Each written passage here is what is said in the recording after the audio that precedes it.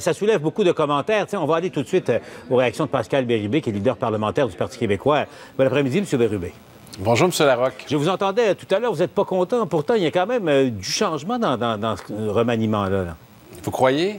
Gaétan Barrette est toujours là. C'est le ministre le plus impopulaire du gouvernement Couillard. C'est pas sans raison. Et malgré ça, il reste en place. On a voulu le déplacer, mais c'est lui le patron. Alors, il a décidé qu'il restait là. Ça en dit beaucoup. Même chose pour Stéphanie Vallée à la justice. C'est dur à comprendre.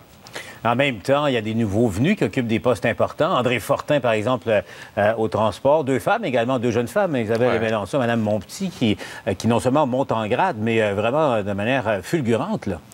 Savez-vous, M. Larocque, qu'on a fait un calcul ce matin et 92 du budget du Québec va rester entre les mêmes mains, malgré l'arrivée de nouveaux ministres. Alors, ce qui va être important, au-delà des personnes qui sont là, c'est les résultats. Et s'il y a un remaniement de cette envergure, c'est manifestement parce qu'il y avait des problèmes de cette envergure. Et le gouvernement prend la même équipe, ajoute des nouveaux venus, mais au bout du compte, est-ce que les orientations vont changer? Est-ce que les résultats seront là? Est-ce que les messages sont compris? Et c'est pas sans raison que je vous parle de Gaétan Barrette. En matière de santé, c'est passé deux choses. Il n'y a jamais eu autant de pouvoir concentré entre les mains d'un seul ministre de la Santé. Si ça donnait des résultats, ça serait tant mieux, mais ça n'en donne pas. Puis il n'y a jamais eu autant d'argent du système public donné aux médecins sans qu'il y ait d'amélioration pour les patients. Alors ça, c'est plus de la moitié du budget du Québec. Puis on décide qu'on récompense M. Barrette en lui permettant de continuer son œuvre. Je ne suis pas sûr que M. Couillard a entendu le message des Québécois. Par ailleurs, M. Bérubé, parlez-nous de Robert Poetti qui réintègre le cabinet dans une fonction qui est totalement nouvelle. Qu'est-ce que vous comprenez un peu de cette décision-là, vous? À moitié satisfait. On a indiqué souvent qu'on souhaitait son retour, mais au ministère des Transports, là où il avait commencé à faire le ménage, à faire des enquêtes, à vouloir aller jusqu'au bout, à comprendre les mécanismes, on l'a retiré des transports et on crée sur mesure un nouveau ministère qui est une genre de vitrine. On pourra dire, voyez, M. Poetti, vous l'appréciez, il est là.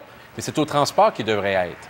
Et il me semble que c'était l'endroit tout désigné pour qu'il puisse continuer son travail et on l'empêchait de continuer son travail. Je ne sais pas pourquoi, je ne sais pas où il était rendu dans ses investigations, mais à un moment donné, il y a quelqu'un qui a décidé au gouvernement que ça en était assez et que M. Poetti devait arrêter de fouiller.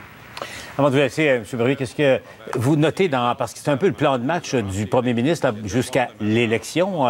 Il établit quand même des priorités dans son plan de match. Qu'est-ce que vous en pensez? C'est un discours particulièrement soporifique, là. Je ne suis pas le seul à l'avoir remarqué. Les priorités ne sont pas très claires. Les projets de loi se poursuivent, les orientations. Les personnes sont différentes, mais je n'ai pas senti qu'il allait avoir de revirements spectaculaires, que ce soit par exemple pour les régions, en matière de santé, en matière également de, je dirais de façon générale, de s'occuper du bon.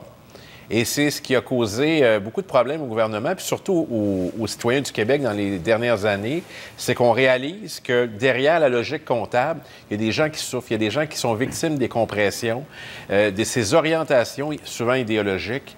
Alors, ce manque de sensibilité et d'humanisme qui est propre à ce gouvernement, je m'en fais seulement le porteur. Chaque jour, des citoyens nous en parlent. Alors, à l'Assemblée nationale, ce qu'on va faire, et ce qu'on va continuer de faire à partir de mardi, c'est poser des questions importantes. C'est notre rôle d'opposition officielle, parce que les Québécois méritent ce qu'il y a de mieux. Et vous savez, il y aura un moment pour comparer les options politiques, c'est lors de l'élection. D'ici ce temps-là, on souhaite ce qu'il y a de mieux pour le Québec. On souhaite que ce gouvernement réussisse du mieux possible et qu'il puisse se ressaisir. Je pense que c'est important pour l'ensemble de notre nation. Pascal Bérubé, je le rappelle, est leader parlementaire de l'opposition officielle à Québec. Merci, M. Bérubé, d'avoir été avec nous.